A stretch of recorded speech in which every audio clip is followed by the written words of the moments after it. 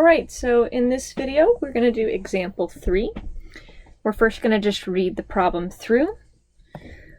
We have an open top bin that is to be made from a 15 centimeter by 14 centimeter piece of plastic by removing a square from each corner of the plastic and then folding up the flaps of each side.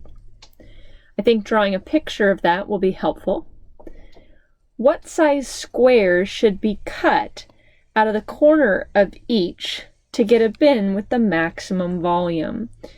All right, so our dimensions here of our material, this plastic, are set, right? So that's a constraint, the material that we have. Material is 15 centimeter by 14 centimeter piece of plastic. Let's write that. That's a constraint. The material we have.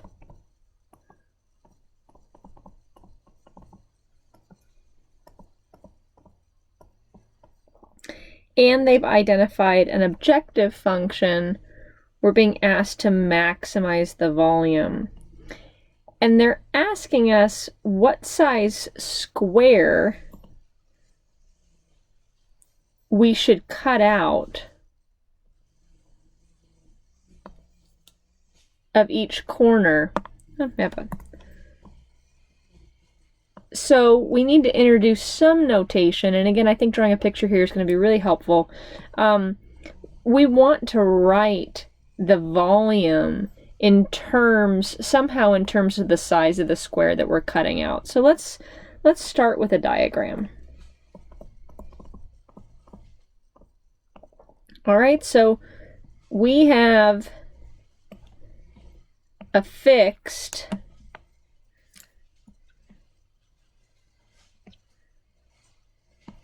my picture's not perfect.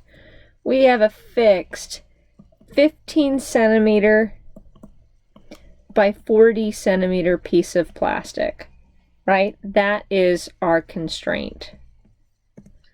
That's all the material we have, this whole thing. And what we're going to do is we are going to cut it in such a way that we're going to cut out little squares out of each of the corners of this rectangle.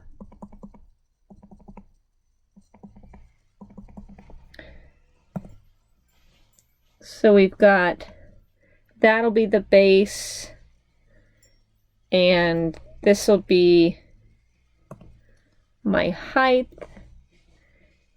and we're making these cuts. In fact, let's just fold it up and see that. I think actually if this is a hard thing to visualize for you, just take a piece of paper, cut squares out of each corner, and then see how you can fold it up. When I fold it up, the base of my container will be the orange length by the blue length. Let's make it a little bit closer.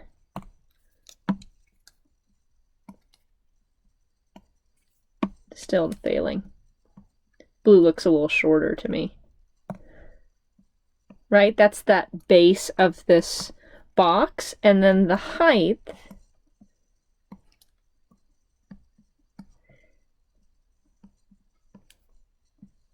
I'm drawing it like we can see through the box. This height is coming from that cut that we made. I say we introduce some notation. If we let X be the side of the square that we cut out, this height right here of our box is height X. The constraint is the fact that we only have this much material to be dealing with. Writing the volume here, right? The volume, our objective,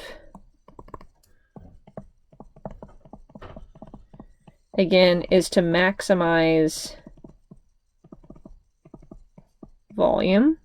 It's kind of an interesting question. We have only so much material. What's the biggest volume that we could make? Our volume is going to be this blue length. Maybe we'll do, how about length, width, and height?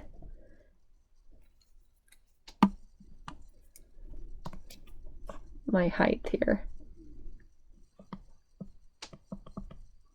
I'm going to use X for height, but you can use an H if you want, right? It's length times width times your height, X, height. Again, just take a piece of paper. You don't have to cut it perfectly. Just rip out some corners to see what you're going to be cutting out and fold them up and see that you've made a rectangle.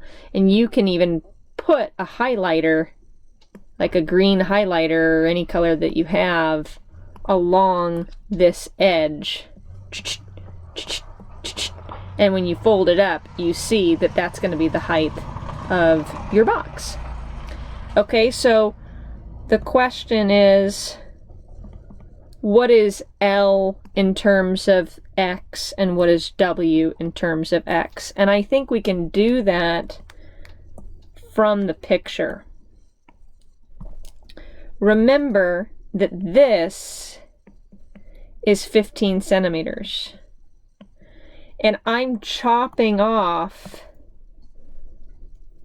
X centimeters. This is a square, so this length is also that length.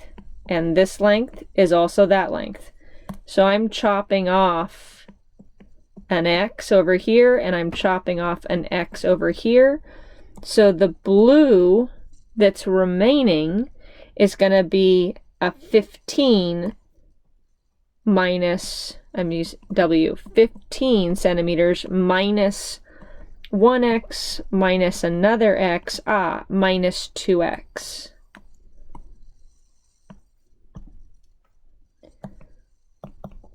That blue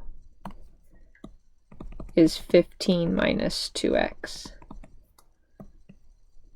Similarly, the orange length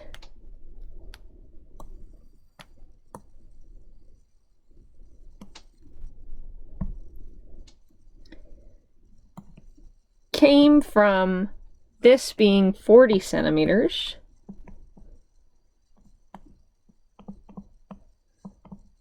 And then we're chopping off an X length centimeters and an X length centimeters. So similarly,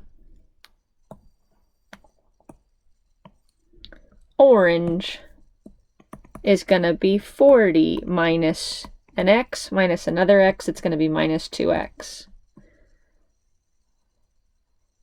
So now writing my objective function, right? My objective is to maximize this volume. My volume is going to be 40 minus 2x times 15 minus 2x times an x.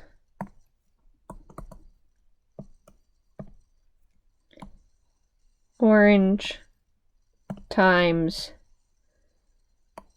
blue times my x. Okay? So yay, we've successfully written my objective function in terms of one variable. Let's go ahead and FOIL this stuff out, because I know I'm going to want to take a derivative and no need to make myself do product rule here. Might as well multiply it out. And then let's also think about the domain of what x could be, the cut that we're making. All right. So what do we have here?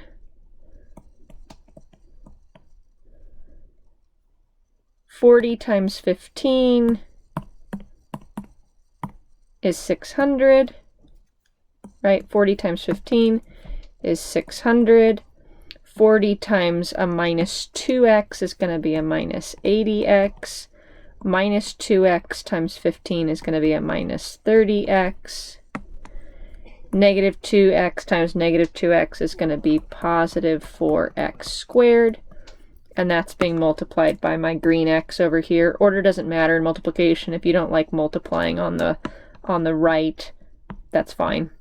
Just, I'm going to go ahead and combine those like terms. In fact, most people don't like multiplying on the right. How about we do this? X times 600 minus 80x minus 30x is going to be minus 110x. Multiplying everything by one more x, we've got 600x minus 110x squared plus 4x cubed. All right, so now let's consider the domain of this function. You know, what can that length x be? Go back to my picture. If x is 0, obviously length can't be negative. If x is 0, then we have no box at all. You didn't make a cut at all. So the smallest x would be just a little bit bigger than 0. I'm going to say its lower bound is x being 0. Then we have no box at all, in which case my volume is 0. Now, each side is a number minus 2x. I'm going to take the shorter side here, this 15, that's that length 15, and this is the length 40. I'm going to take that shorter length 15, and if I divide it by 2, 15 divided by 2, and I don't mind just working with a fraction, but fine, 7.5. If x was 7.5, then we would literally be cutting this sheet right there in half on the shorter side. And if you make those two cuts, yeah, we can make the cuts here. But do you see how you're not going to end up with a box at all? So let's just summarize that. So if x equals 0 centimeters, right, we have no box. If x is equal to your shorter side divided by 2, in which case if x is the 15 divided by 2, we also have no box.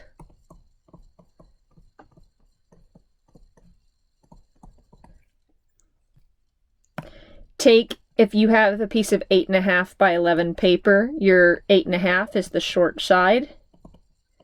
Cut that thing right in half right there, and then cut right there and right there. And what have you just done? You just chopped off those edges. There's nothing for you to fold up. When you do that, you make this W, that blue length, you make it 0. So again, you have no box. Yeah? I think I'll leave that little sketch there. All right, so my domain, which we've been highlighting, is that x is going to be 0 centimeters. It's got to be bigger than 0 centimeters, but I want to look at the closed bounded thing here. It's going to be between 0 centimeters and 7.5 or 15 centimeters. Okay, so I'm going to insert a little piece of extra piece of paper right here.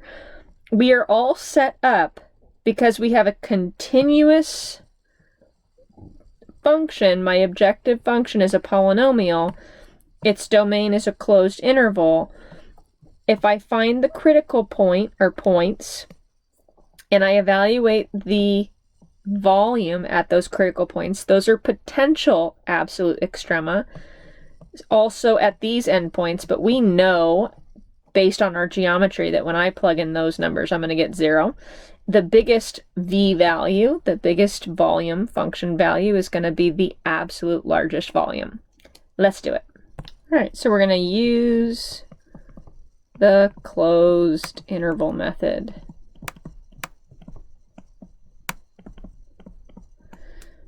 Right, the first thing that we need to do is we need to find the critical points.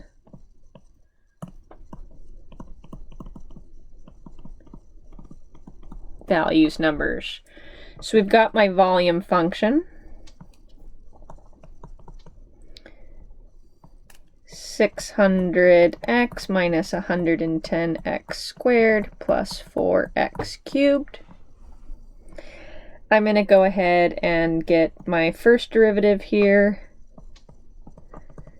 600 minus 220x plus 12x squared.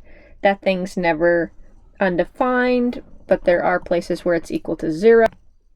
It helps my brain just to have this written in descending order.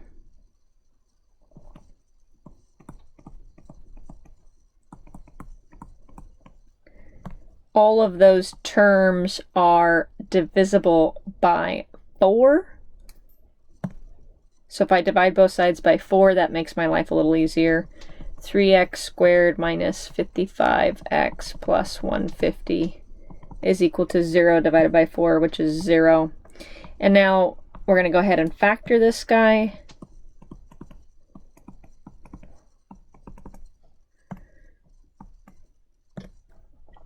Go ahead and pause the video, take some time playing with this factoring. Okay, so hopefully we came up with it factoring like this. So the potential critical points that we have are x is equal to, add 10 to both sides, divide both sides by 3. X is equal to 10/3, which is 3 1/3. I'll just leave it as 10/3. Or x is equal to 15. Now notice 15 falls outside of our domain. One side of this piece of plastic is only 15 centimeters. How can I cut 15 centimeters on both sides out of that? I can't. Right, so this guy is not in the domain.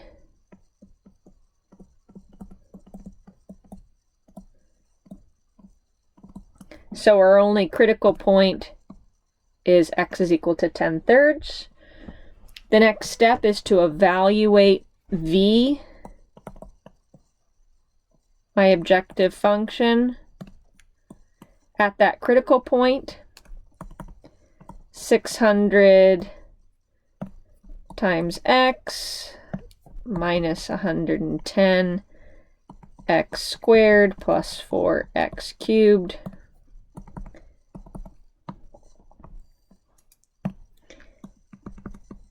(600 times 10/3). Just plugging this in.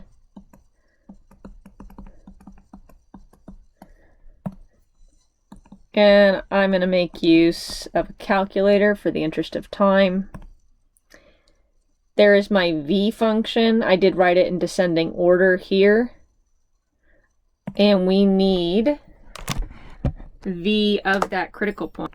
Right, and so v, here I am typing, v of, I'm using Desmos here, it's free. My critical point is 10/3.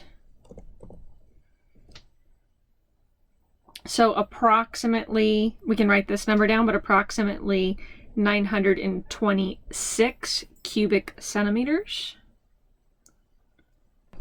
Okay.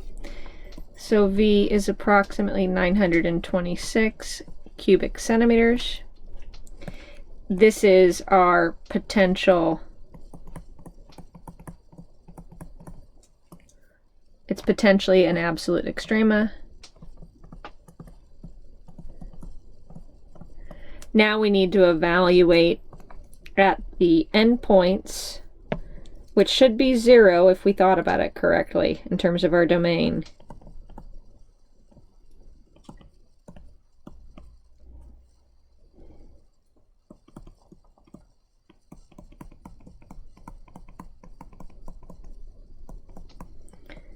At our endpoints,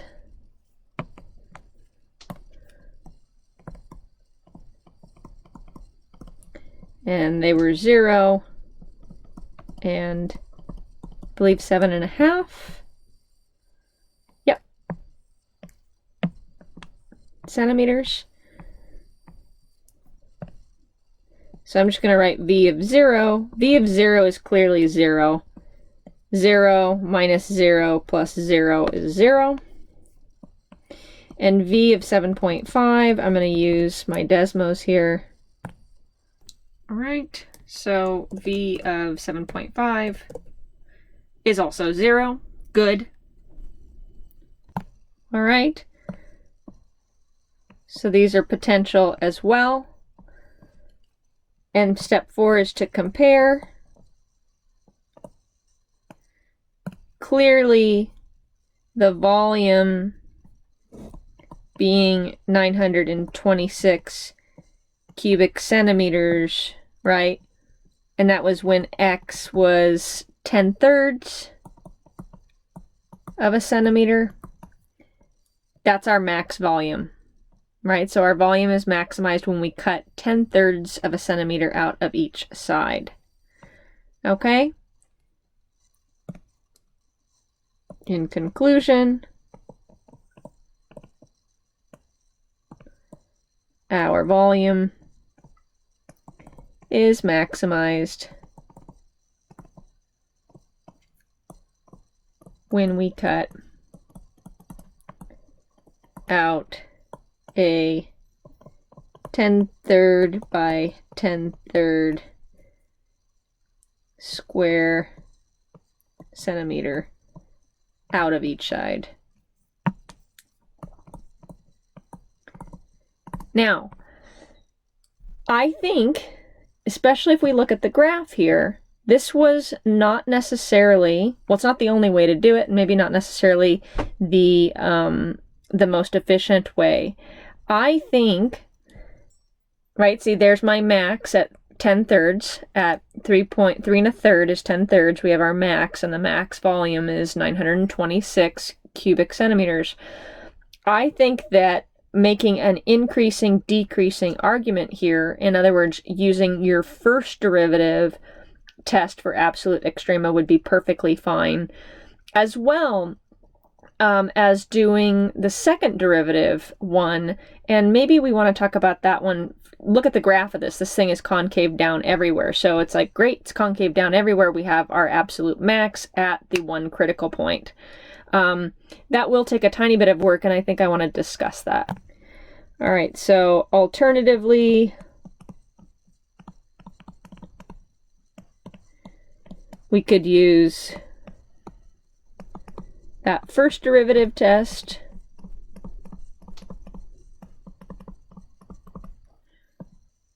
for absolute extrema,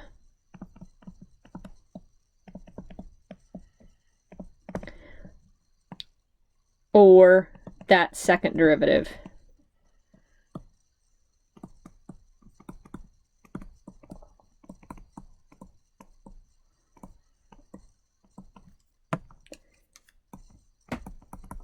Extrema. Sorry, my handwriting's getting a little sloppy. I'll tighten it up here. Right, so V, let's get V down here. I gotta pull it back up. All right, V in descending order was 4x cubed minus 110x squared plus 600x. V prime was 12x squared minus 220x plus 600, and we set it equal to 0, and the one critical point that was in the domain, we did this all already, was x is 10/3. Okay, so if we try the second derivative, 12 times 2 is 24x minus 220. Now, the second derivative, this is not always positive or always negative.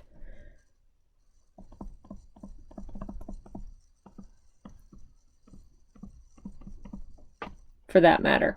Okay, so I could just do a little bit of investigating, and if I were to do this problem from scratch, I think this is my approach.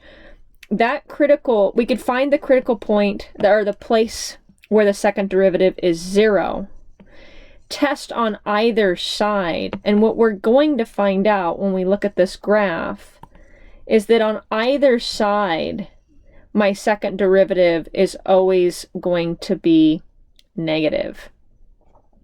I apologize. I misspoke here for a second when I said find out where this is 0. You don't need to do that.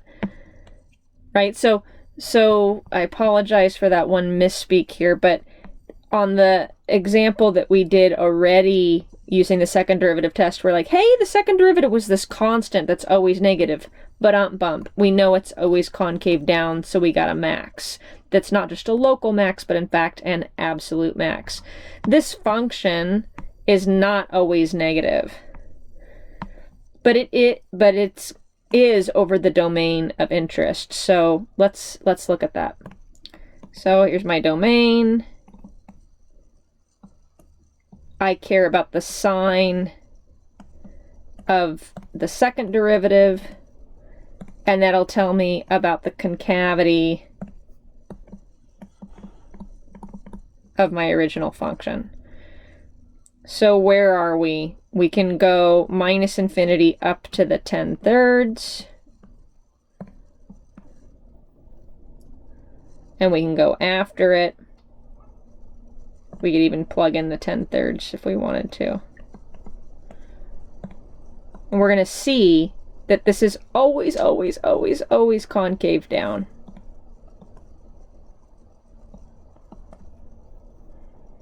Okay. There's only one critical point, and the function is always concave down. This is the first one that's not literally a parabola, so it's not about just finding the vertex. It's a cubic function, v is, but it does happen to always be concave down here. Okay, so I'm going to go ahead and just save myself some energy and type in v double prime and go plug in a number less than 10/3, plug in 10/3, plug in a number more than 10/3, and conclude that the second derivative is always going to be negative. So this guy is always going to be concave down. Concave down looks like a max.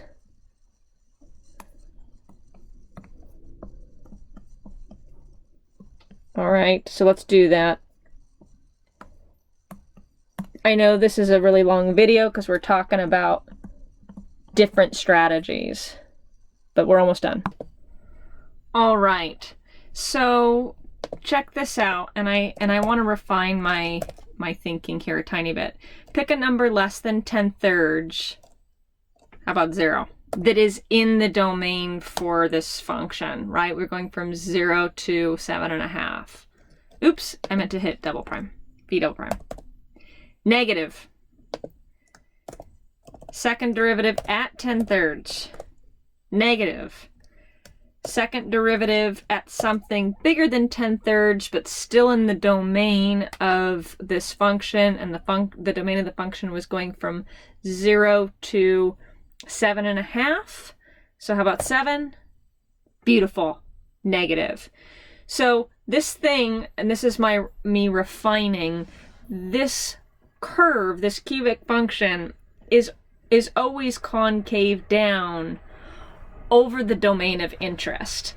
And so I don't want to actually write those infinities. My window here, I set my window on purpose to illustrate the part of the graph that we cared about. But if I think about the entire function, polynomials never have absolute maxes and mins, right? They're unbounded. So that was a significant misspeak here. So, but not worth redoing the video. So my domain, I'm going to go from that 0, the domain of this function, and up to that 7/2, right? So since v double prime is always negative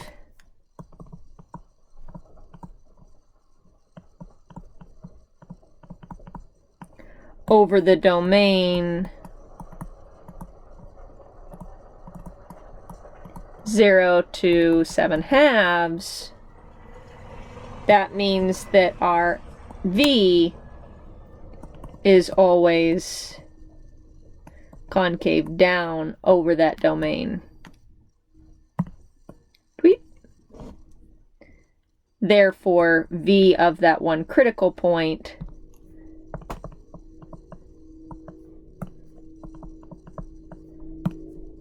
is an absolute max. Note, polys, if their domain is all real numbers, have no absolute extrema.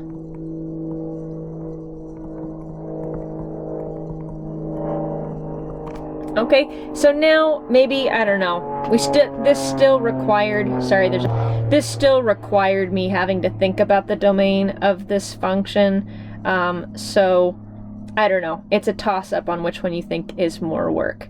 But this was our first one, yay, this was our first one where it was a cubic, not just a good old parabola.